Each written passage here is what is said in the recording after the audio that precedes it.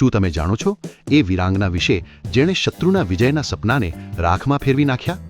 જ્યારે પરાજય સામે દેખાતો હતો ત્યારે તેણે આત્મસમર્પણ કરવાને બદલે કિલ્લાને જ અગ્નિની જ્વાળાઓમાં હોમી દીધો. એ હતા બુંદીના ગૌરવશાળી રાણી નાથાવતી. વાત છે એ ભયાનક યુદ્ધની જ્યારે શત્રુની સેનાએ કિલ્લાની દિવાલો તોડી નાખી હતી. પુરુષ યોદ્ધાઓ રણમેદાનમાં શહીદ થઈ ચૂક્યા હતા. શત્રુ સેનાપતિનો ઈરાદો રાણી અને કિલ્લાની સ્ત્રીઓને બંદી બનાવી અપમાનિત કરવાનો હતો, પણ તે ભૂલી ગયો હતો કે આ બુંદીની ધરતી છે. રાણી નાથાવતીએ કાયરતાને બદલે આત્મનિર્ણય પસંદ કર્યો. તેમણે કિલ્લાના ભંડાર અને મહેલના મુખ્ય ભાગોમાં આગ લગાડવાનો આદેશ આપ્યો. જ્યારે શત્રુએ અંદર પ્રવેશ કર્યો ત્યારે વિજયના ઉત્સવને બદલે ચારે બાજુ માત્ર અગ્નિનું તાંડવ હતું. રાણીએ હસતા મુખે અગ્નિમાં ઝંપલાવી દીધું. શત્રુને કિલ્લો તો મળ્યો, પણ ખાલી અને રાખ થયેલો.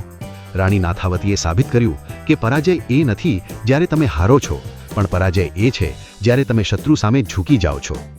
રાણી નાથાવતી આજે પણ સ્ત્રીઓના આત્મસન્માનના પ્રતીક તરીકે પૂજાય છે.